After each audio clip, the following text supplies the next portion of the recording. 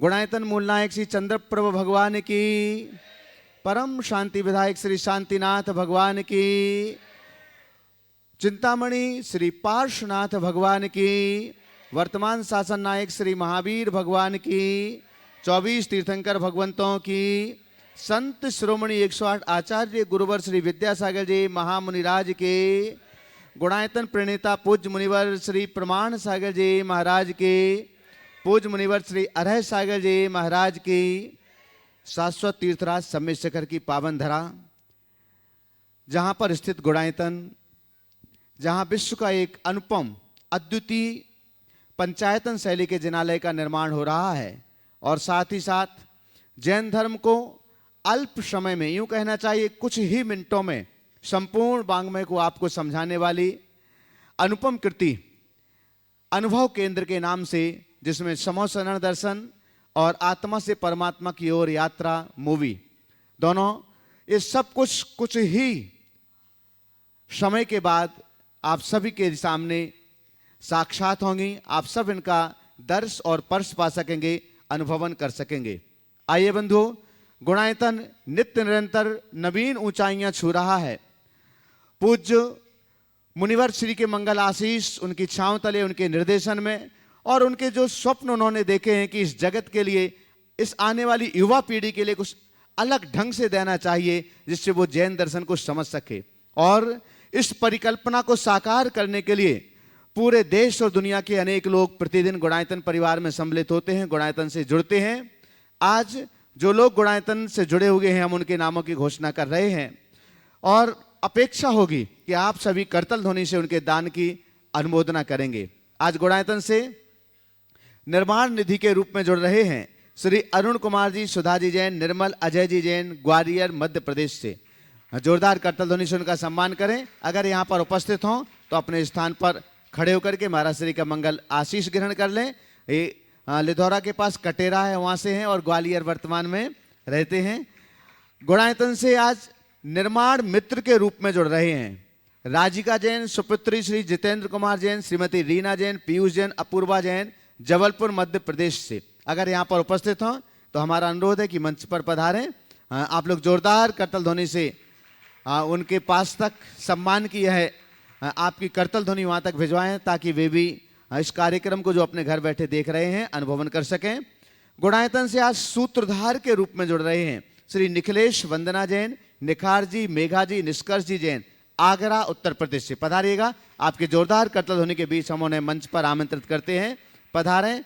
और आपके सम्मान के लिए हम आमंत्रित कर रहे हैं गुणायतन के परम संरक्षक राकेश रजनी जी जैन, गोधा, इंदौर से हमारे बीच में पधारेंगे। और आज जो गुणायतन से सूत्रधार के रूप में जुड़ रहे हैं श्री निखिलेश जी, वंदना जी जैन, निखार जी, मेघा जी, निष्कर्ष जी जैन, आगरा से, उनका सम्मान करेंगे। और आपकी करतल ध्वनि सम्मान की इस अनुमोदना में अनवरत जारी रहना चाहिए। पधारिएगा।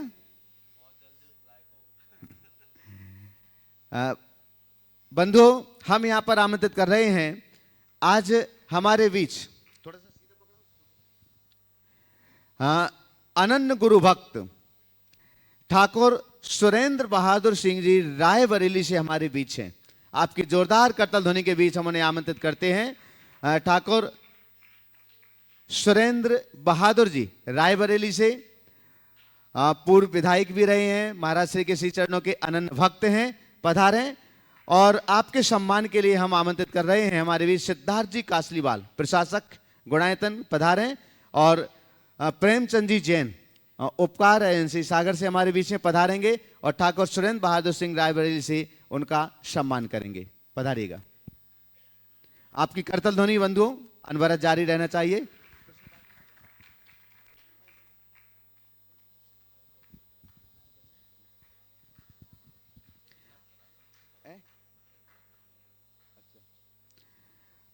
चलिएगा।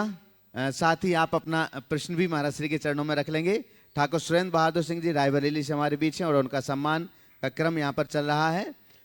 साथ में आप यहाँ मंच तक पहुँचे हैं तो आप अपना प्रश्न भी महाराज श्री के श्री चरणों में निवेदन करें।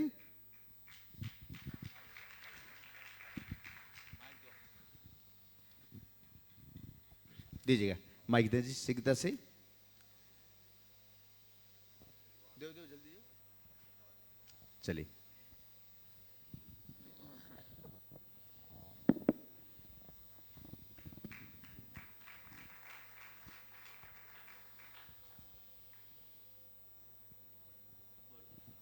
गुरुजी, आपके चरणों में कोटि कोटि नमन है। मेरा प्रश्न है गुरुजी, मैं धार्मिक कार्यों में बहुत ही आर्थिक दान देता हूँ, साथ ही साथ गरीबों के मदद में भी, जैसे जो अंधे हैं, अंधों का विद्यालय है, गरीबों का इलाज है, और गरीबों को एक्सीडेंटल कोई जख्म हो गया जो होता है, उसमें मैं बहुत ही आर्थिक मदद दिल से, तहे दिल से करता हूँ। मैं आपसे जानना चाहता हूँ कि आर्थिक धार्मिक जगहों पर आर्थिक सहयोग करना ज़्यादा महत्वपूर्ण है कि डायरेक्ट गरीबों की मदद करना ज़्यादा महत्वपूर्ण है?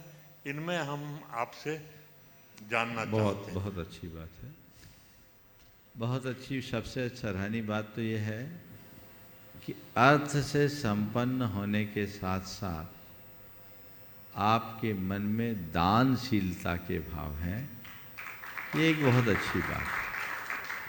बहुत कम लोग ऐसे होते हैं जो संपन्न होने के साथ साथ उदार भी होते हैं। आपकी उदारता ये दिनों दिन बढ़े, मेरा यही आशीर्वाद है। अब रहा सवाल, धार्मिक कार्यों में हम अपना अर्थ लगाएं या दीन दुखियों की सेवा में हम अपना धन लगाएं। मेरा पहला तो आपसे ये कहना है कि धन का सद्व्यय करें, ये अपना लक्ष्य बनाएं और जहाँ मौका आ जाए वहाँ करें। समझ गए? जब हम किसी दीन दुखी की मदद करते हैं तो उसका ये जीवन संभलता है, और यदि किसी धार्मिक कार्य में अपना धन लगाते हैं, उससे उसको प्रेरणा मिलती है, तो अनेक लोगों का भाव सुधरता है। तो दोनों चीज़ें अपनी जगह महत्वपूर्ण हैं। एक है जो जीवन के निर्वाह का रास्ता हमें दिखाता है, और एक वह है जिससे हम अपने जीवन का निर्माण कर पाते हैं। तो जो जीवन का निर्माण करे, हमें उन्हें प्रमुखता देनी चाहिए। पर ऐसा कहूँ और ये सुन करके फिर उधर देखो ही नहीं, ये बात ठीक नहीं। सामने यदि कोई मौका दिख जाए तो उसे भी अपना परम धर्म मानकर हमें करना चाहिए। हमारे हृदय में धार्मिकता के साथ संवेदनशीलता होनी चाहिए, और जब संवेदनशीलता हमारे हृदय में उमड़ती है तो फिर इस समय ये सवाल नहीं होता कि इधर दूं या उधर दूं। जो सामने है उधर अपना काम करके आगे बढ़ो। महाराज जी, हम क्या और कैसे करें कि हमारे विचार, हमारे सत्कर्म हमारे बच्चों पर पड़े? हम इसके लिए ज़्यादा उत्सुक हैं कि हमारे बच्चे भी हमारे सत्कर्मों में चलें। बहुत अच्छी बात है। हर माँ बाप ये सोचता है और सोचते हैं, और सोचना भी चाहिए कि हमारे रास्ते पर हमारी संतान चले। हमारे शास्त्रों में तो एक विधान है कि पिता अगर बड़ा हो जाए और बेटा योग्य हो जाए तो एक उम्र ढलने के बाद पिता अपनी संतान को अपने स्वत्व और स्वामित्व को सौंपते समय धन भी देता और धर्म भी देता है कि बेटा, अब मैं तो वानप्रस्थी की ओर जा रहा हूँ, आज से तू इस घर का मालिक है, मैं मेहमान, तुझे इस घर के इस कुल की परंपरा के अनुरूप अपना जीवन चलाना है, और ये सारा धन तेरा, तुझे धन भी देखना है और धर्म भी देखना है। तो ये परंपरा पुराने समय में थी, अब वो धीरे धीरे छिन्न भिन्न होने लगी। तो नई पीढ़ी में जैसे भाव होने चाहिए वैसे भाव कम लक्षित होते हैं, कम दिखते हैं, लेकिन फिर भी उनको अगर आप प्रेरित करो, उनके हृदय में भी भावना जगती है। उनसे एक बात कह के आप बहुत बड़ी सीख दे सकते हैं कि बेटा, मेरे द्वारा जोड़ा गया धन मैं चाहूँ तो तुम्हें दे सकता हूँ और दे भी रहा हूँ। मेरे द्वारा जोड़ा गया धन मेरे द्वारा जोड़ा गया धन मैं तुम्हें दे सकता हूँ, दे रहा हूँ, लेकिन मैं अपना पुण्य तुम्हें चाहूँ भी तो नहीं दे सकता, उसे तुम्हें खुद जनरेट करना है। ये जीवन का निचोड़ है। धन कोई दे सकता है, पुण्य तो खुद जोड़ना होगा। और बेटा, जिस दिन पुण्य छीन होगा, धन मुंह ताकते रह जाएगा। इसलिए इस धन में मुग्ध मत बनो, धर्म को धारो, जिससे पुण्य भावों की वृद्धि हो और हमारा जीवन संरक्षित हो। हमारा श्री, आज मैं पहले कुछ ऑनलाइन प्रश्नों को आपके श्री चरणों में रखूंगा, लेकिन संपूर्ण देश और दुनिया में पारस चैनल, जनवाणी चैनल, प्रामाणिक ऐप आदि के माध्यम से शंका समाधान के इस लोकप्रिय कार्यक्रम को घर बैठे हुए देख रहे हैं। वे सभी चाहते हैं कि हमारे प्रश्न आपके श्री चरणों तक पहुँचें और यहाँ पर प्रत्यक्ष लोगों के प्रश्न भी आपके श्री चरणों तक पहुँचें, तो उसके पहले आपका मंगल आशीष उनके पास तक पहुँचे। तो दोनों हाथों को जोड़िए आप सब लोग भी, महाराज श्री के श्री चरणों में त्रिवार नमोस्तु निवेदित करते हैं, मंगल आशीष लेते हैं। हे महाराज श्री, नमोस्तु नमोस्तु नमोस्तु। महाराज श्री, हम ऑनलाइन प्रश्नों को रखें उसके पूर्व आप सबके लिए पुनः एक बार स्मरण दिला दें कि आज से 3 दिन बाद भावना योग शिविर 13, 14 और 15 अगस्त को यहाँ पर आयोजित होने के लिए जा रहा है और 12 अगस्त तक देश के लगभग हर कोने से शिविरार्थी यहाँ पर पहुँच जाएंगे भावना योग में। इस भावना योग का लाभ लेने के लिए जो यहाँ पर 13, 14 और 15 अगस्त को आयोजित किया जा रहा है। साथ ही साथ बंधुओं, श्रावक संस्कार शिविर आप सभी लोगों के लिए मालूम है, जिसका रजिस्ट्रेशन मात्र 20 अगस्त तक ही किया जा सकता है और हो सकता है कि उसका जिस निर्धारित संख्या है उस लक्ष्य को अगर पहले पा लिया गया तो उसके पहले भी रजिस्ट्रेशन बंद हो सकता है। तो हमारा अनुरोध एक बार पुनः है, क्योंकि अब लगभग 30% से कम संख्या ही जो रह गई है उस शिविर में भरने के लिए, तो आप जल्दी से जल्दी अपना रजिस्ट्रेशन करिएगा। मात्र 51 रुपये की राशि है, जिसमें आपके लिए प्रातःकाल से रात्रि तक, सायंकाल तक शिविर की संपूर्ण व्यवस्थाओं में आवास है, भोजन है, वस्त्र हैं, द्रव्य है, शिविर की किट है, ये सारी की सारी सामग्री यहाँ से प्रदान की जाएगी। आप प्रामाणिक ऐप अथवा मुनिप्रमाणसागर.net पर जाकर के इसका रजिस्ट्रेशन कर सकते हैं। साथ ही बंधुओं, आने वाले कार्तिक मास की आस्थानिक महापर्व पर मूल संस्कृत भाषा का सिद्ध चक्र विधान यहाँ पर संपन्न होगा 1 नवंबर से 8 नवंबर तक, जिसके संपूर्ण मंत्रोच्चार महाराज श्री के मुखारविंद से ही किए जाते हैं और उसमें भी अनेक उदारमना सुधी श्रावकों ने अपने मंडल सुनिश्चित कर लिए हैं कि हम भी सिद्ध भूमि पर सिद्ध चक्र विधान करना चाहते हैं। अगर आप भी चाहते हैं तो आप एक मंडल अपनी ओर से सुनिश्चित कर सकते हैं मात्र 3,11,000 रुपये की राशि में, और इसके लिए आप गुणायतन कार्यालय में संपर्क करें, जिसमें आपके परिवार के 8 सदस्य उस मंडल के पर बैठ करके भगवान की आराधना कर सकते हैं। एक और महत्वपूर्ण सौभाग्य आपकी झोली में 1 दिन बाद ही आने वाला है। हम सभी जानते हैं रक्षाबंधन का पावन पर्व आने वाला है 11 अगस्त को, और 11 अगस्त को रक्षाबंधन का पावन पर्व तो है ही, मुनि रक्षा दिवस हम मनाते हैं। साथ ही साथ में उस दिन श्री अंशनाथ भगवान का निर्वाण कल्याणक भी है, मोक्ष कल्याणक भी है, और उस सबसे बढ़कर के ये सौभाग्य इस बार इस प्रकार से संयोग के रूप में आपको मिला है कि चतुर्दशी भी है, 700 तिथि और साथ में पूर्णमासी भी है। रक्षाबंधन को पूर्णमासी मनाई जाती है और गुणायतन में प्रत्येक पूर्णिमा को महाराज श्री के मुखारविंद से विशिष्ट शांति धारा संपन्न होती है। 1008 बीजाक्षर और सहस्र नाम संयुक्त शांति धारा, और उस दिन पूर्णिमा होने की वजह से गुणायतन में वह विशिष्ट शांति धारा महाराज श्री के मुखारविंद से प्रातः 7 बजे से प्रारंभ होगी, जो लगभग 1 घंटे तक महाराज श्री के मुखारविंद से मंत्रोच्चार चलते हैं। आपके परिवार के नामोच्चार भी साथ में चलते हैं।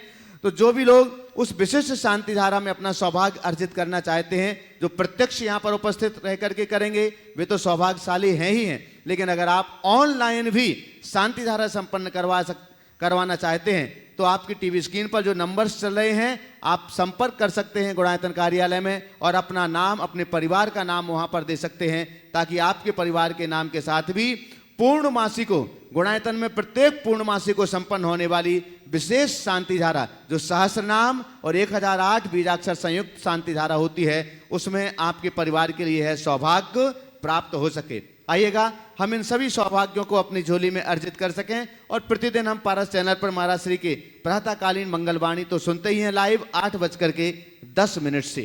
हम महाराज श्री के श्री चरणों में एक बात मैं कहूँगा, ये बहुत अच्छा संयोग है कि परसों पूर्णिमा भी है और पूर्णिमा के दिन में यहाँ शांति धारा होती। शांति धारा तो रोज होती, लेकिन पूर्णमासी को महाशांति धारा भगवान के सहस्र नामों के साथ बीजाक्षर युक्त मंत्रों की आराधना पूर्ण आराधना होती।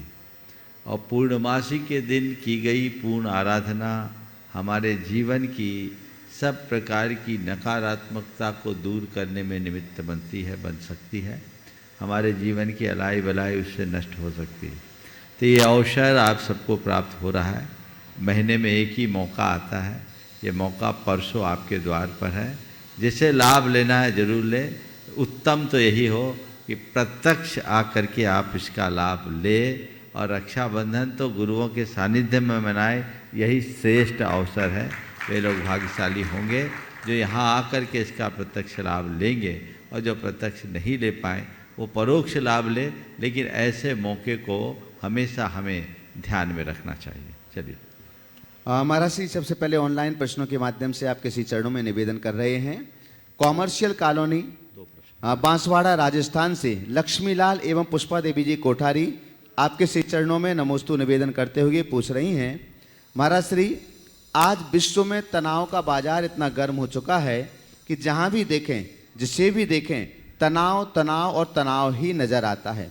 आर्थिकता के रूप में, परिवार की सुरक्षा के रूप में, या अन्य किसी भी रूप में। महाराज श्री, क्या कभी यह तनाव समाप्ति भी होगा या नहीं? यदि तनाव समाप्त होगा या हो सकता है तो उसका उपाय बताएं। देखिए, तनाव बहुत आसानी से समाप्त हो सकता है। तनाव को समाप्त करने के लिए कुछ करने की ज़रूरत नहीं है, केवल धर्म की नाव पर सवार होना। तनाव क्यों होता है? जब परिस्थिति कुछ होती है और मनस्थिति कुछ और होती है। परिस्थिति और मनस्थिति के बीच जब सामंजस्य नहीं बन पाता तो मन में तनाव उत्पन्न होता है। और हम जब परिस्थिति और मनस्थिति के मध्य सामंजस्य बनाने में समर्थ हो जाएं तो सारा तनाव समाप्त होता है। अपनी सोच को सकारात्मक बनाएं, तत्व ज्ञान को साथ लेकर के चले तो हमारे जीवन में कभी भी तनाव हावी नहीं होगा और हम अपने जीवन का पथ प्रशस्त करेंगे। तनाव के संदर्भ में मैंने पूर्ण प्रवचन भी अनेक बार दिए हैं, आप उसे सुन करके इसका पूरा समाधान प्राप्त कर सकते हैं। आगे प्रश्न के लिए तैयार रहेंगे। रम्यक गंगवाल गया। हमारा श्री सेलू परभणी महाराष्ट्र से पुष्पा सुभाषचंद जैन आपके श्री चरणों में बारंबार नमन करते हुए निवेदन कर रहे हैं। महाराज श्री, मेरा प्रश्न यह है, शिक्षा के साथ साथ संस्कार दुर्लभ होते हैं। आप में जो संस्कार, भाषा पर प्रभाव और सकारात्मक सोच दिखाई देती है, यह आपको गुरु कृपा से प्राप्त हुई है, अपने पुरुषार्थ से प्राप्त हुई है, या हजारीबाग में कि जिस धरा पर आपका जन्म हुआ है उन माता पिता की कृपा से आपके लिए प्राप्त हुई है? निवेदन है आपके चरणों में। अब देखो भाई, तुम पूछते हो किससे प्राप्त हुई? गुरु की कृपा से, पुरुषार्थ से, या माता पिता से? किससे हुई? मैं तो इस तरफ नहीं देखता। अगर मेरे जीवन में ये घट गई और आप लोगों को महसूस होता है कि मेरे अंदर सकारात्मकता आई है और है, तो मैं इसे अपनी एक उपलब्धि के रूप में देखता हूँ। और हमारा धर्म हमें कहता, आम खाओ, पेड़ गिरने से क्या फ़ायदा।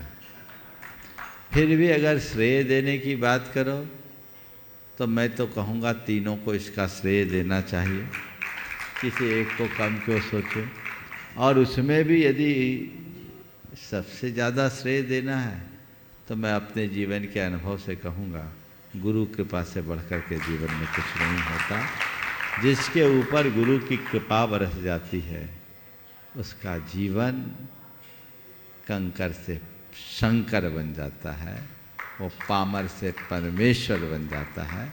हम अपने जीवन को उसी दिशा में आगे बढ़ाएं और अपने जीवन को कृतार्थ करें। रम्यक गंगवाल, जो कि गुणायतन की मंत्री और टिष्टी लता जी गंगवाल का पोता है, वो अपना प्रश्न यहाँ पर रख रहे हैं। आगे तैयार रहेंगे मोनिका नीतेश जैन सागर। नमोस्तु महाराज श्री। महाराज श्री, हमारे पूर्वजों ने कुछ अच्छा ही सोचा होगा, इसीलिए रीति रिवाजों को पीढ़ी दर पीढ़ी सींचा होगा। आज कुछ बातें अध्यात्मिकों सी लगती है, गहराइयों से विचार करें तो कुछ बातें स्पष्ट सी लगती है। जैसे पहले परंपरा थी कि घर में खाना और बाहर पकाना, पर अब गंगा उल्टी बहती है। बाहर की खाना ही रुचित लगता है और घर का बाथरूम ही जचता है। तो महाराज श्री, आज इस आधुनिकता की होड़ में हम अपने नैतिक मूल्य को कैसे संजो के रखें? नमोस्तु गुरुदेव। एक बार जोरदार तालियां इसकी प्रस्तुति के लिए। देखिए, सवाल तो कई बार पूछा गया है, लेकिन इसकी प्रस्तुति बहुत ज़ोरदार है और जिस ढंग से इसने सवाल रखा है वो बहुत ही प्रशंसा के योग्य है। तुमने एक जो सवाल किया है कि आधुनिकता की दौड़ में हम अपनी नैतिकता को कैसे सुरक्षित बनाएं, मेरा मानना है आधुनिक होना बुरा नहीं है। आधुनिकता हो कोई बुरी बात नहीं। आधुनिकता तो दिनों दिन बढ़ रही है और आधुनिकता में हमें बहुत सारी सुविधाएं भी मिली है जिसने हमारे जीवन को सहज और सरल किया है। ये आधुनिक साधन ही है जिसके माध्यम से लोग घर बैठे अपना धर्म ध्यान कर रहे हैं। जो कुछ आधुनिक है वो गलत है, ये सोच अच्छी नहीं है।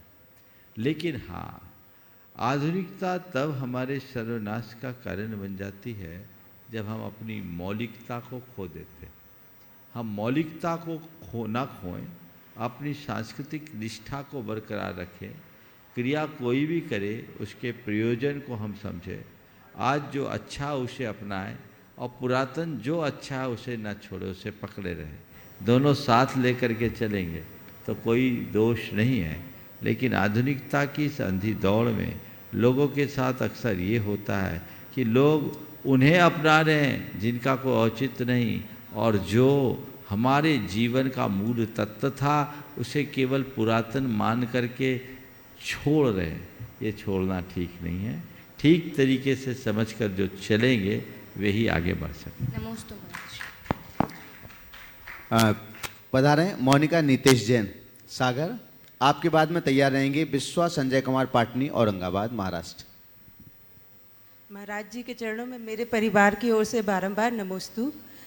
महाराज जी, आपने एक बार बताया था कि जिनके घर से मंदिर दूर है वह यह भावना भाएं कि या तो घर के पास मंदिर हो या मंदिर के पास घर आ जाए, परंतु बहुत प्रयासों के बाद भी यह संभव नहीं हो पा रहा है। तो ऐसा क्यों? और जब तक मंदिर नहीं है मैं ऐसा क्या करूं गृहिणी के रूप में कि मेरे परिवार में धर्म का वातावरण बना रहे?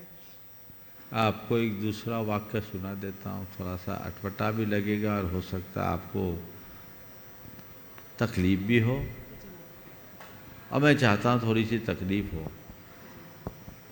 एक मंदिर में मैंने एक वाक्य लिखा पढ़ा था, घर से यदि मंदिर दूर लगे तो समझना नरक पास है। क्या बोल रहा हूँ? घर से यदि मंदिर दूर लगे तो समझना नरक पास है। मैंने आपको या जिसके भी उत्तर में दिया हो कि ये भावना भाव कि या तो मेरा घर मंदिर के पास हो जाए या मंदिर मेरे घर के पास हो जाए, भावना भाते रहो, और जब तक न हो दूर बैठे मंदिर को भी अपने हृदय के पास कर लो और एक बार जाने का प्रयास जरूर करो। जी महाराज जी, हफ्ते में तो एक बार जाते हैं। हाँ, कहाँ रहती हैं आप? महाराज जी इलाहाबाद के पास है, इलाहाबाद के पास है हंडिया, वहाँ हंडिया जॉब में है। रहती। कितनी जॉब। दूर है आपके यहाँ से मंदिर? महाराज जी अभी तो 25-26 किलोमीटर है। तो ठीक है, कोशिश करो जितना जल्दी जा सके जाएं, और भावना छुट्टी वाले भाव दिन जाते हैं। जरूर ऐसा होगा। आशीर्वाद। जी महाराज जी, और क्या करूं कि परिवार में घर पर रहकर भी धार्मिक वातावरण बना सकूं? बस जब तक आप ऐसा नहीं कर सकते तो वर्चुअल जितना बने उतना करें। जी नमस्ते। विश्वा संजय कुमार जी पाटनी, औरंगाबाद, महाराष्ट्र। आगे तैयार रहेंगे अरुण कुमार, सुधा जैन, निर्मला अजय जैन, कट्टेरा, ग्वालियर। नमोस्तु महाराज जी, नमोस्तु महाराज जी, नमोस्तु महाराज जी। मेरे पूरे परिवार की ओर से आपको तरह की बार नमोस्तु महाराज जी। महाराज जी, मेरा प्रश्न ये है, जब भी मेरे साथ कुछ बुरा होता है तो मुझे ये कहा जाता है कि ज़रूर तूने पिछले जन्म में कुछ बुरा किया होगा, और जब भी मैं कुछ अच्छा करती हूँ तो मुझे ये कहा जाता है कि अगले जन्म में तुझे इसका फल मिलेगा। ऐसा क्यों? इस जन्म का फल इस जन्म में नहीं मिलता? बहुत अच्छा सवाल। इस जन्म का फल इसी जन्म में मिलता है, समझ गए? लेकिन एक बात का उत्तर दो, भोजन करते हैं तुरंत खून बनता है क्या? नहीं। टाइम लगता है। इसी तरह हम कोई अच्छा या बुरा कर्म करते हैं तुरंत पकता है क्या? टाइम लगता है। 15 रोज पहले जो हमने खाया है वो आज हमारे शरीर को ताकत दे रहा है कि नहीं दे रहा है? आज जो खाएंगे हफ्ता भर बाद हमारे शरीर को ताकत देगा कि नहीं? बोलो, देगा। थोड़ा जोर से बोलो। देगा। तो हमने 15 रोज पहले जो खाया वो आज ताकत दे रहा है। हम एक जन्म पहले जो किए उसका फल आज भोग रहे हैं, कोई दिक्कत है? नहीं। आज जो हम करेंगे उसको अगले जन्म तक भी भोगेंगे, इसमें कोई दिक्कत है? नहीं। अब तुम्हारी बात पे आता है। सुनो, हमें कुछ तत्काल का भी फल मिलता है और कुछ अतीत का भी मिलता है। उसी उदाहरण पे आता हूँ। भोजन करते हैं, खून भले तुरंत न बने पर एनर्जी तुरंत मिलती है। मिलती है। मिलती है। हम अच्छा और बुरा कर्म करें उसका पूर्ण फल भले बाद में मिले पर उससे कुछ लाभ कुछ असर तुरंत होता है। जैसे अच्छा कर्म करते हैं मन में संतुष्टि आती है कि नहीं? आती है। कितनी देर बाद? तुरंत आती है। ये किसका फल है? बोलो। अच्छे कब? अच्छे करने का तुरंत मिला ना? हाँ। और कोई गंदा काम करते हैं मन में खटका आता है कि नहीं? आता है। कितनी देर बाद? तुरंत आता है। फिर तुरंत अच्छे बुरे का फल तुरंत मिला कि नहीं मिला? समझ में आ गया? चलो। नमस्ते महाराज जी। नमस्ते। अरुण कुमार, सुधा जी जैन, निर्मल रजय जैन, कटेरा ग्वालियर से। आगे तैयार रहेंगे सुधा जैन ग्वालियर। साथ में हाँ आ जाइएगा। अरुण जैन, रुचि जैन, आगरा। हमारे अपने परिवार की तरफ से बारंबार आपको नमोस्तु नमोस्तु नमोस्तु महाराज जी। महाराज जी, हम 4-5 साल से बराबर भावना योग कर रहे हैं, उससे काफ़ी लाभ मिला है। लेकिन हम ऐसा क्या करें कि हमारे पति भी करते हैं, लेकिन ऐसा कौन सा भावना योग करें कि ये स्वस्थ हो जाएं? पति बीमार रहते हैं थोड़े से। देखिए, बीमार रहते हैं अच्छी बात है, पर मैं जो शिखर जी आ गया उसको बीमार नहीं मानता। वंदना कर ली? कल कर ली महाराज जी वंदना। अरे जो शिखर जी आके पहाड़ की वंदना कर लिया वो बीमार कैसा? बीमार तो वो है जो अस्पताल में पड़ा है, बीमार तो वो है जो बिस्तर में पड़ा है, बीमार तो वह है जिसको कैथेटर लगे है, बीमार तो वह है जिसको ऑक्सीजन लगा है। तुम कहाँ बीमार? अरे वंदना तो की ना, बिस्तर पर तो नहीं पड़े, खड़े हो हमसे बात कर रहे हो, कहाँ बीमार? सुनो ध्यान से, तन में चाहे कितनी भी बीमारी हो मन को बीमार कभी मत बनाओ। महाराज जी हम यही बोलते हैं। और हर पल ये दिमाग से निकाल दो कि मैं बीमार हूँ। हर पल एक भावना भाव, एक धुन जनाओ, मैं धुन जगाओ, मैं स्वस्थ हूँ, मैं मस्त हूँ, मैं स्वस्थ महाराज हूँ। जी हम उनसे बार-बार यही स्वस्थ हो हम। तुम बीमार मानोगे तो जिंदगी भर बीमार बने रहोगे, ब्रह्मा भी तुम्हें ठीक नहीं कर पाएगा। तो आशीर्वाद तुम्हें यही दे रहा हूँ कि अब से मानो कि मैं स्वस्थ हूँ, मैं शिखर जी की वंदना कर लिया, संसार का स्वस्थतम मनुष्य मैं हूँ। महाराज जी 13 वंदना हो गई मेरी। फिर इससे अच्छी बात और एक क्या है? परिक्रमा। इसलिए अच्छे से भावना योग करो और मैं स्वस्थ हूँ, मैं मस्त हूँ, अपने आप को एकदम स्वस्थ महसूस करते हुए करो और भगवान को धन्यवाद दो कि प्रभु इतना ही बने रहे तो भी मैं ठीक हूँ, अपना काम तो कर लूँगा। चलिए। नमोस्तु महाराज। अरुण जैन, रुचि जैन, आगरा। और आगे तैयार रहेंगे रितु शालिनी टोंगिया, केकड़ी, राजस्थान। नमोस्तु गुरुदेव। मेरे और मेरे परिवार की तरफ से गुरुदेव को बारंबार नमोस्तु। गुरुदेव समझ में नहीं आ रहा ये आपके सामने बोलने की। आज पहली बार आपके दर्शन किए, यही बहुत बड़ा है मेरे लिए। लेकिन एक शंका है जो 3 साल से मुझे, और वो आपसे ही समाधान चाहिए था, तो उसको आपके, और उसके साथ एक घटना भी है जिसकी। हाँ।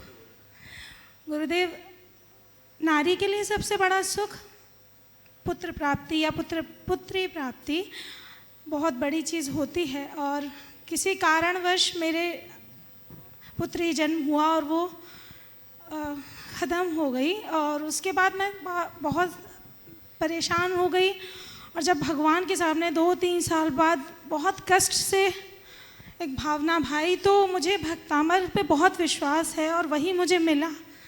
और मन था कि 21 दिन इसको अखंड करूंगी घर में शुद्धि के साथ, लेकिन औरत हूँ तो 11 दिन ही थे मेरे पास।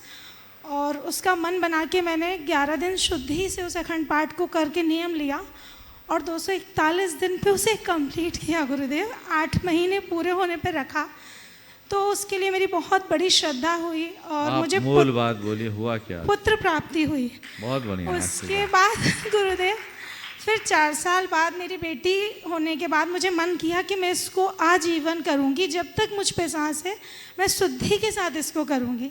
तो मैं घर में ही जैसे मैंने किया वैसे ही करूंगी। लेकिन आज कई लोग मुझसे कहते हैं कि मंदिर में जाने से, करने से बहुत बड़ा फल होता है, वो करना चाहिए।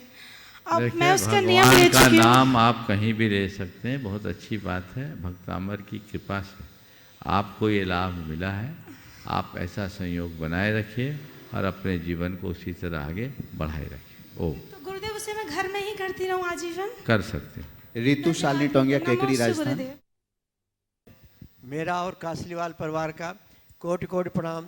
नमोस्तु गुरुवर, नमोस्तु गुरुवर, नमोस्तु गुरुवर। गुरुवर, मेरे मन में एक बात है।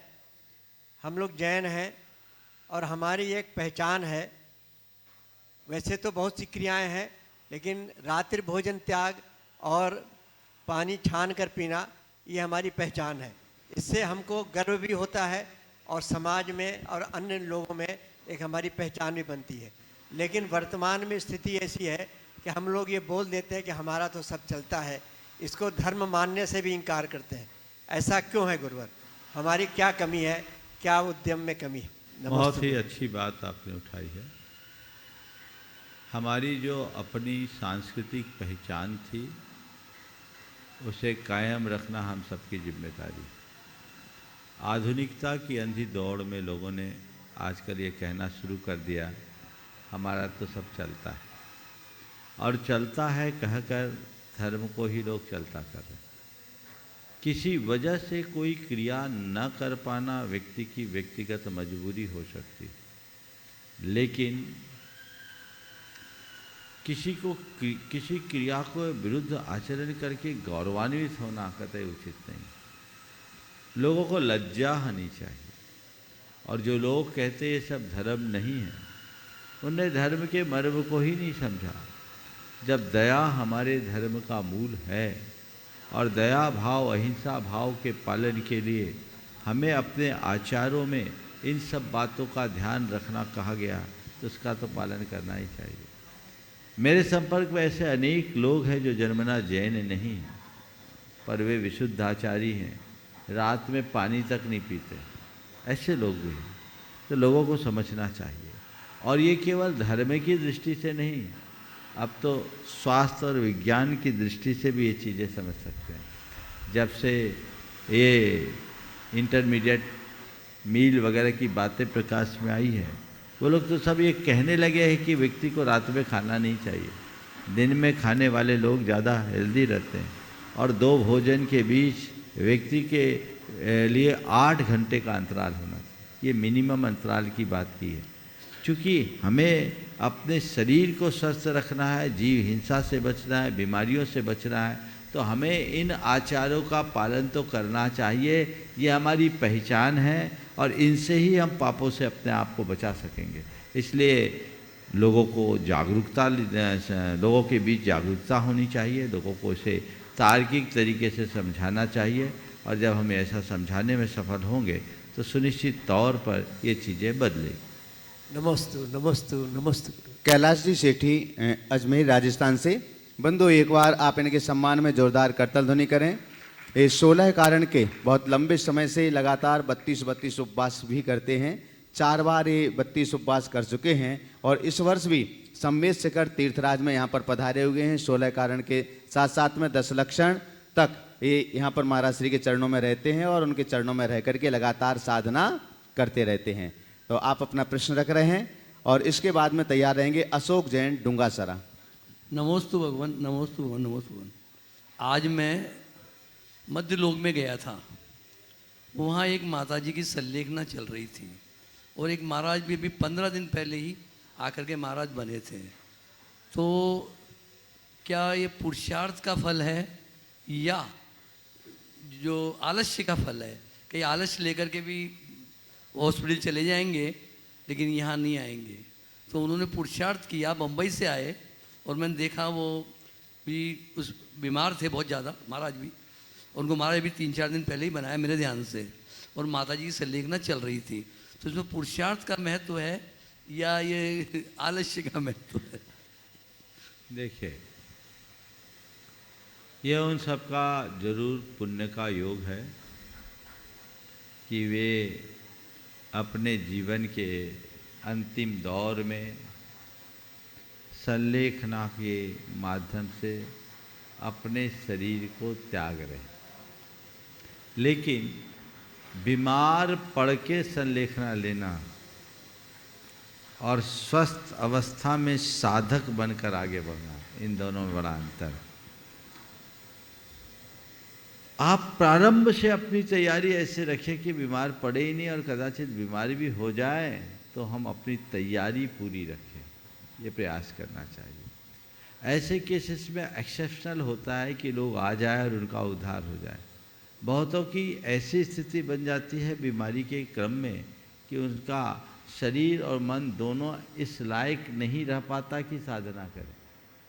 और मुनि बनने के लिए जिस दिन मुनि बने उस दिन वो चर्या करने के लायक होना चाहिए। अगर चलने फिरने लायक स्थिति है तो गुरुदेव कहते तभी उसे मुनि दीक्षा देनी चाहिए, अन्यथा उसे 10 प्रतिमा तक के व्रत देकर उस रूप में चला सकते हैं ताकि उसकी निर्बाध संलेखना हो सके। तो कुल मिलाकर के अंत समय में इस तरह का सुयोग मिलना अति उत्तम है, और मुनियों के सानिध्य में ये करना भी बहुत अच्छी बात है। डॉक्टरों के बीच तो केवल आहें भरना पड़ेगा, वहाँ मरीज तड़पता है और यहाँ व्यक्ति नमोकार जपते जपते अपना शरीर छोड़ता। नमस्ते। अशोक जैन डूंगासरा, आपके बाद में तैयार रहेंगे सोहम पाटनी पचोड़ औरंगाबाद। नमोस्तु महाराज जी, मेरा क्वेश्चन यह है कि संसार भावना में कम से कम 100 प्रकार की संसार भावना में समझाया गया है कि चहुगति दुख जीव भरे हैं, परिवर्तन पंच करे हैं, सब विधि संसार असारा, या में सुख ना ही लगारा। जब मानसिकता में ये बात निश्चय हो चुकी है कि संसार में सुख नहीं है, तो फिर ऐसा क्यों लगता है कि हम ही दुखी हैं और संसार सुखी है? ऐसा इसलिए लगता है कि संसार भावना पढ़ता जरूर है पर संसार भावना को जीता नहीं। समझ गए? संसार भावना पढ़ोगे तो क्या होगा, तुमने रट लिया। जब उसको जियो, जीवन की इस वास्तविकता को स्वीकार करो, तब कहीं जाकर आप अपने जीवन का पथ प्रशस्त करो। सोहम पाटनी पचोड़ औरंगाबाद, आपके बाद तैयार रहेंगे राकेश रजनी जी गोदा इंदौर, परम संरक्षक गुनायतन। नमोस्तु महाराज जी। समस्त पाटनी परिवार पाचोड़वाला की तरफ से भी सभी का नमोस्तु। नमोस्तु नमोस्तु महाराज जी। महाराज जी, मैं एक प्रोफेशन से बैंकर हूँ और मैं लोन डिपार्टमेंट में काम करता हूँ। क्या हो? प्रोफेशन से बैंकर हूँ, बैंक में जॉब करता हूँ और लोन डिपार्टमेंट में काम करता हूँ। तो मेरे पास अलग अलग टाइप्स की बिजनेस लोन्स के लिए फाइल्स आती है। तो उसमें कुछ ऐसी भी फाइल्स आती है जैसे कोई होटल्स के लिए हो गया, अभी जैसे नॉन वेज या दारू के ठेके के लिए ऐसे भी कोई फाइनेंस आ जाता है। तो अभी मैंने उसके अगेंस्ट में भी बोला था कि नहीं, मैं नहीं कर सकता, बट अभी मैं ज़्यादा भी अगेंस्ट नहीं जा सकता और मैं ज़्यादा भी कुछ बोल नहीं सकता। तो मैं इस चीज़ को अभी कैसे संभालूं, मतलब धर्म भी और कर्म भी दोनों कैसे संभालूं? निश्चित, अगर आप ऐसे जगह लोन सेंक्शन कर रहे हैं तो आपके द्वारा संस्तुत पैसे से वो इस तरह का धंधा कर रहा है, तो पाप में भागीदार तो आप भी बनोगे। अब चूंकि हमारी नौकरी है तो करना पड़ेगा, लेकिन मुझे ऐसा नहीं लगता कि आप नौकरी करते समय सब कुछ करने के लिए बाध्य भी हैं। लोग बहुत सारे काम अपने चतुराई से टाल देते हैं, तो ऐसी स्थितियों को अपनी चतुराई और कुशलता से टाल दो, ताकि वो फाइल मेरे माध्यम से आगे जाए ही नहीं, आगे पीछे के जिनको जो करना है वो करे। ये सावधानी सबको रखनी चाहिए। मेरे संपर्क में से अनेक बैंकर्स हैं जो इसी तरह की कुशलता से अपना काम निकालते हैं। राकेश रजनी जी गोदा इंदौर, परम संरक्षक गुणायतन। आगे तैयार रहेंगे ऋषभ जैन सागर। प्रातः स्मरणीय गुरुदेव के चरणों में सत नमन। हे गुरुदेव, लगभग 15 दिनों के बाद इस गुणायतन में अभूतपूर्व श्रावक संस्कार शिविर होने जा रहा है। इस संस्कार की रूपरेखा क्या रहेगी, हम उसमें शामिल होकर कैसा आत्मकल्याण कर सकते हैं, और जो लोग इसमें शामिल नहीं हो पाएंगे वो परोक्ष रूप से कैसे लाभ ले सकते हैं, कृपया प्रकाश डालें। नमस्ते गुरुदेव। देखिए, 10 लक्षण हमारे जीवन के श्रेष्ठतम दिन। सब लोग 10 लक्षण के 10 दिनों की प्रतीक्षा पूरे वर्ष करते हैं, और मेरा अनुभव ऐसा है कि लोगों के हृदय में इन 10 दिनों में जैसी विशुद्धि होती है, संभवतः पूरे वर्ष भर नहीं होती। इन 10 दिनों के लिए लोगों की एक अलग प्रकार की मानसिक तैयारी होती है, भावधारा बनी रहती है। तो 10 दिनों में लोग विशेष रूप से धर्म धारण करना चाहते हैं, धर्म आराधन करना चाहते हैं। तो पूरे देश में बहुत जगह अनेक प्रकार से शिविर लगते हैं। हम भी पिछले लगभग 25 वर्षों से, बल्कि और उससे ज़्यादा, नियमित ये शिविर का कार्यक्रम चल रहा है, चला रहे हैं। तो ऐसे शिविरों में भागीदारी अगर जो लेते हैं, वो निश्चित अपने जीवन के रूपांतरण का एक अच्छा मौका पाएंगे। यहाँ पर श्रावक संस्कार शिविर का आयोजन होने जा रहा है। ये श्रावक संस्कार शिविर 10 लक्षण में एक ऐसा शिविर है जो आपको आपके जीवन के रूपांतरण का विज्ञान सिखाएगा। हम अपने तन मन को किस तरह से धर्म से जोड़कर परिवर्तित कर सकते, ये विज्ञान आप यहाँ सीख सकेंगे, जिसकी शुरुआत होगी प्रातःकाल भावना योग से। और भावना योग के बाद जो हमारी धार्मिक क्रियाएं होती है, अभिषेक, पूजा, शांति धारा वगैरह तो है ही, और उसमें प्रवचन का विशेष लाभ आप सबको मिलेगा ही, तत्वार सूत्र प्रतिक्रमण का भी लाभ मिलेगा, और सायंकाल शंका समाधान जो निमित्त मिलता है सो मिलता है।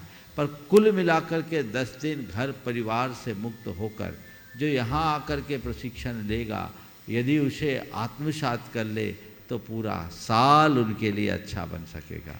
हर साल शिविर लगता है, और बहुत लोग जो चातुर्मास की घोषणा होते ही अपनी टिकट बना लेते हैं, अपनी व्यवस्था बना लेते हैं। तो जिनको भी शामिल होना है वे अपना समय पूर्व स्थान सुनिश्चित कर ले, क्योंकि अक्सर ऐसा देखने को मिलता है कि लास्ट मोमेंट में लोग कहते हैं और यहाँ कहना पड़ता है अब स्थान खाली नहीं है। और सम्मेद शिखर जी में तो आप सबको पता है, यहाँ जब तक पूर्व निर्धारित ना हो तो व्यवस्थाएं उतनी अनुकूल नहीं बन पाती। तो जिन्हें भी अब इस सम्मेद शिखर में आकर 10 दिन सिद्धों की इस पवित्र धरा पे आकर मुनियों के सानिध्य में, गुरुओं के सानिध्य में आत्म आराधना करना है और अपने जीवन के रूपांतरण का विज्ञान सीखना है, उनको यहाँ आकर के लाभ लेना चाहिए। अब आपने पूछा है जो यहाँ नहीं आ सके वो क्या करें। भैया आप कोविड थोड़ी है, कोविड के दौर में घर में करते थे तो ठीक, अभी तो पहली कोशिश करो कि मैं यहीं आकर के अपना काम करूं और लाभ लूं। जिन्हें भी इसका लाभ लेना है जल्दी लें। अभी मुझे ऐसी जानकारी मिली है कि स्थान अब भरने को है, ज़्यादा नहीं है। यद्यपि घोषित तौर पर 20 तारीख तक की डेट यहाँ रखी गई है, लेकिन जल्दी पूरी हो जाए तो पहले भी बंद किया जा सकता है। इसलिए आप लोग लाभ उठाइए उत्साह के साथ, अपने इस 10 लक्षण को इस तरीके से मनाइए कि वह आपके जीवन के लक्षण को बदल दे, जीवन में एक विलक्षणता घटित करे, जिससे आप अपनी आत्मा के स्वरूप को समझ सके और अपनी जीवन धारा को परिवर्तित कर सके। एक आध्यात्मिक प्रशिक्षण अंतरंग में जगना चाहिए, और वो भाव जगेगा तो सुनिश्चित रूप से वह हमारे जीवन के उत्कर्ष का आधार बने।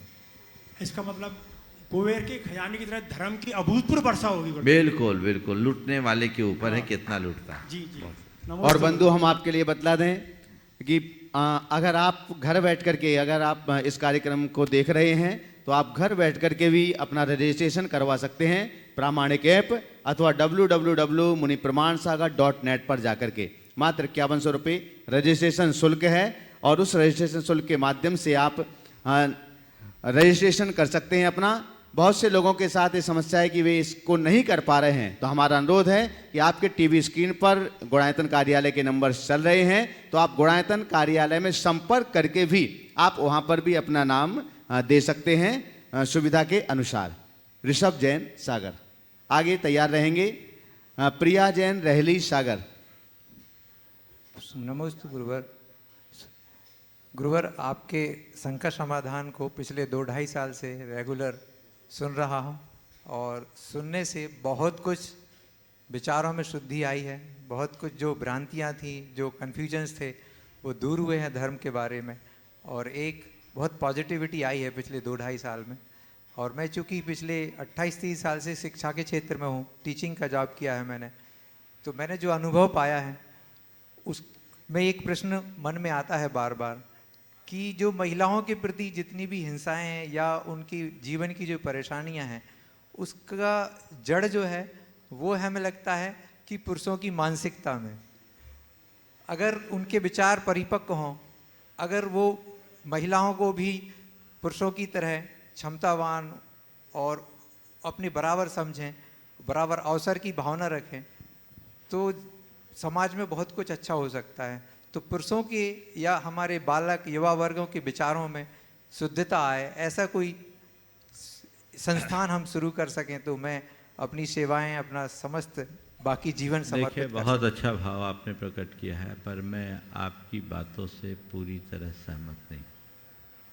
महिलाओं को कहीं कमतर नहीं आंकना चाहिए। महिलाओं का बहुत महत्वपूर्ण स्थान है, वो माँ है, और माँ के बिना संतान का तो जन्म ही नहीं होता। इसलिए उसके इस महत्व को, मूल्य को कभी कम नहीं देखना चाहिए। और नारी को सम्मान मिलना चाहिए, उसे शिक्षा मिलना चाहिए, उसे प्रोत्साहित करना चाहिए।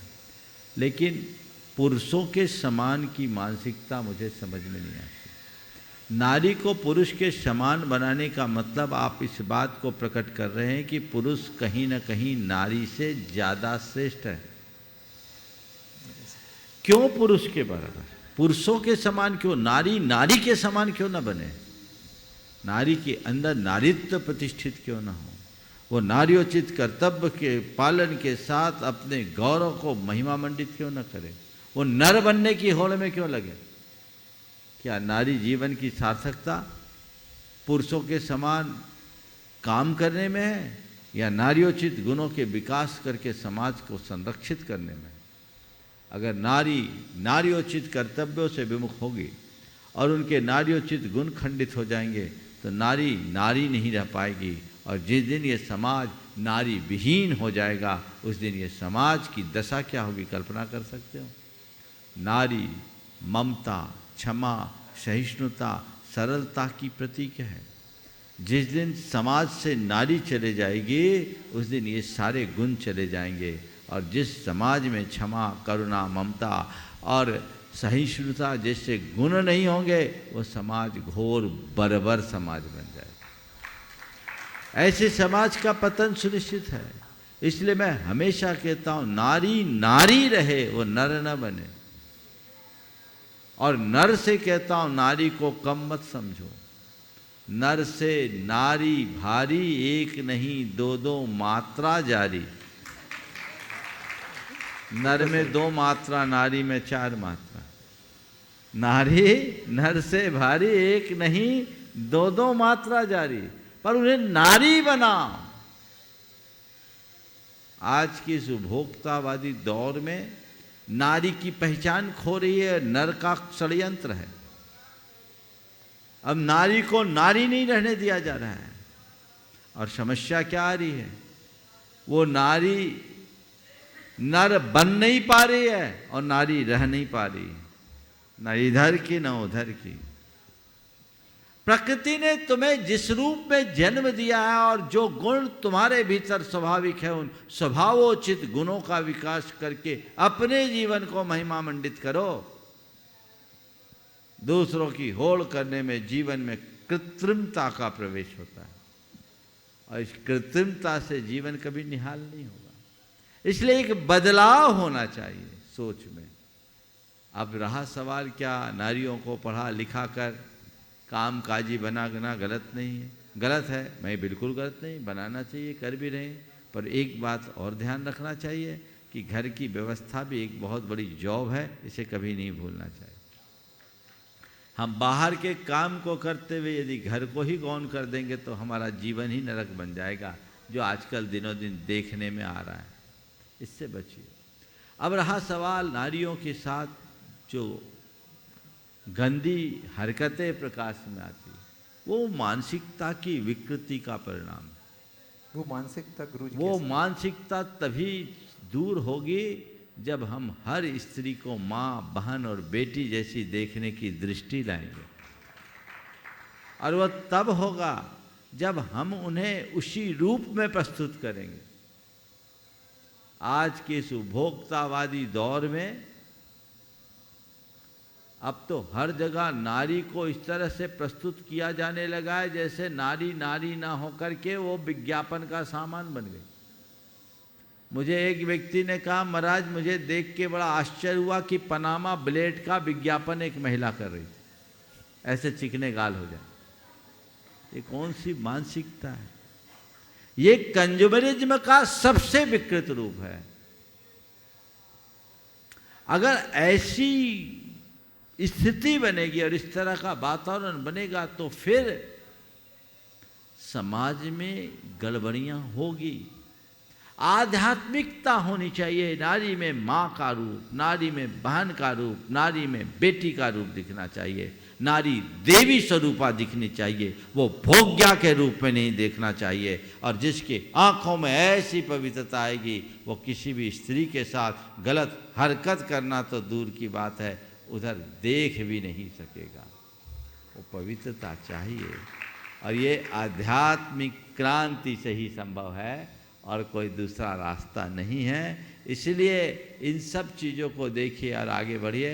आप बोलते हैं, ऐसी भी बातें प्रकाश में आती है कि आज के तथाकथित पढ़े लिखे लोग साथ साथ काम करने वाले अपने सहकर्मियों को भी अपनी हवस का शिकार बना लेते हैं।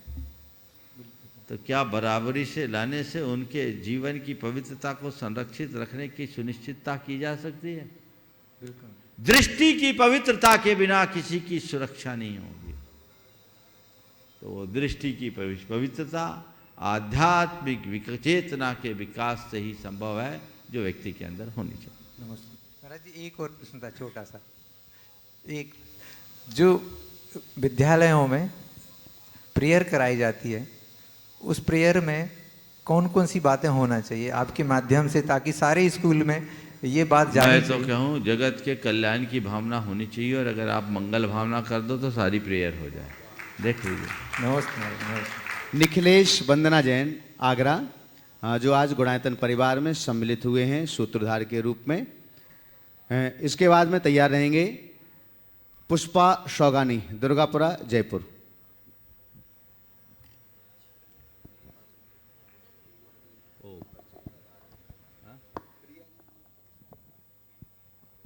गुरुदेव के चरणों में त्रिवार नमोस्तु नमोस्तु नमोस्तु। पहले तो कहूँगी गुरुदेव, आपको आगरा में देखा और मैं टीवी पर तो बहुत साल से देखती आई हूँ। मेरे जीवन में आपने जो परिवर्तन किया है मैं शब्दों से बयान नहीं कर सकती, मेरे भाव बता रहे हैं। और आप जो बोलते हैं लगता है कि शायद ये मेरे लिए बोला है, तो मैं उस चीज़ को फॉलो करने की कोशिश करती हूँ। एक छोटा सा प्रश्न गुरुदेव आपके सामने रख रही हूँ। मैं रोज़ नित्य नियम जैसे पूजन करती हूँ, पाठ करती हूँ, तो मेरे ये हस्बैंड मुझे बोलते हैं कि नहीं, स्वाध्याय किया करो, स्वाध्याय भी किया करो। पूजन पाठ कर लिया, बहुत याद हो गई, रट करके जा कर के बोल पूजन कराती हो। गुरुदेव, मैं असमंजस में हूँ कि इनकी बात को मानूँ या अपना नित्य नियम जो मेरे कार्य हैं उनको पूरा करूँ। देखो, पूजा करने वाले स्वाध्याय भी करें, अच्छी बात है, और स्वाध्याय करने वाले पूजा भी करें। स्वाध्याय करते तो उसमें आपको आपके श्रावक के कर्तव्य बताए जाते हैं, उसमें पूजा है कि नहीं। तो स्वाध्याय तो करो, पूजा न करो तो स्वाध्याय का मतलब क्या है? और केवल पूजा ही करते रहो, उसके अर्थ को नहीं समझो तो भी पूजा का मतलब नहीं। तो मैं एक बीच का रास्ता बता देता हूँ। आपका मन पूजा करने में लगता है ना, तो पूजा ही इस तरह से कर लो मानो स्वाध्याय कर रहे हो, उसके अर्थ को समझते हुए करो, रस ले करके करो। 4 पूजा करने की जगह 1 पूजा करो, पर उसमें डूब करके करो, तो आपके अंदर वह परिवर्तन घटित हो सकता है जो अच्छे अच्छे लोगों में ना। नमोस्तु गुरु। हो गया महाराज श्री, फर्क सिर्फ यही है क्योंकि ये पूजा करते हैं तो पूजा भी रेलगाड़ी की तरह करते हैं, और जब मैं कहता हूँ जब पूजा करनी है तो फिर ऐसी करनी है कि भले ही आधे घंटा लगे पर पूजा एक ही होगी और होगी तल्लीनता से। बिल्कुल ठीक कह रहे हैं आप। मैंने आपको जो कहा वो आपने उसको फॉलो किया। टेप रिकॉर्ड मत बनना, भाव से पूजा कर। नमोस्तु गुरुदेव। पुष्पा शौगानी, दुर्गापुरा, जयपुर। आगे तैयार रहेंगे पृथ्वाजी गोधा, जयपुर, राजस्थान। गुरुवर कोटि कोटि प्रणाम। गुरुवर, इंसान एक दुकान है, उसकी जुबान ताला खुलता है जब मालूम चलता है कि दुकान कोयले की है या सोने की। तो गुरुवर, हम ऐसी जुबान कैसे खोलें कि हमको सोने की जैसी जबान लगे, कोयले जैसी नहीं? जबान खोलने से पता लगता है कि दुकान कोयले की है या सोने की। हम अपनी जबान कैसे खोलें जिससे हम सोने के बने रहें? बस मैं एक ही बात कहता हूँ, अवसर के अनुकूल बोलने की सामर्थ्य विकसित कर लो। आपकी जबान से जो भी निकलेगा वो सोना होगा। समझ लो, अवसर के अनुकूल संभाषण एक बहुत बड़ी कला है। आप मीठा बोले, प्रिय बोले, सब कुछ बोले, लेकिन अवसर के अनुकूल बोले। नीति कहती है अवसर के अभाव में बोले गई अच्छी बात भी अच्छी नहीं रही। प्रतिभा जी गोधा, जयपुर। परम पूज्य गुरुवर के चरणों में मेरा और जगत के सभी जीवों की तरफ से बारंबार नमोस्तु नमोस्तु नमोस्तु। गुरुदेव, हम अपने जीवन में ऐसे कौन से नेक कार्य करें कि कार्बन पेपर की तरह हम दूसरों पे अपनी छाप छोड़ सकें? कार्बन पेपर की तरह दूसरों पे अपनी छाप छोड़ सके, ऐसा कौन सा नेक काम करे? तो अपने कार्बन पेपर में छाप कब चलती? जब उसके अंदर कार्बन रहता है। कार्बन मिट जाए तो छाप नहीं। अपने जीवन में अपने चरित्र की सुगंध इतनी व्यापक कर लो कि जो मिले उस पर तुम्हारी छाप पड़े, जीवन अच्छा बनेगा। इस प्रकार आज के इस सत्र को परम पूज्य गुरुदेव के चरणों में नमन अर्पित करते हुए मैं यहीं पर विराम दे रहा हूँ। बोलिए परम पूज्य आचार्य गुरुवर श्री विद्यासागर जी महाराज की जय जय जय।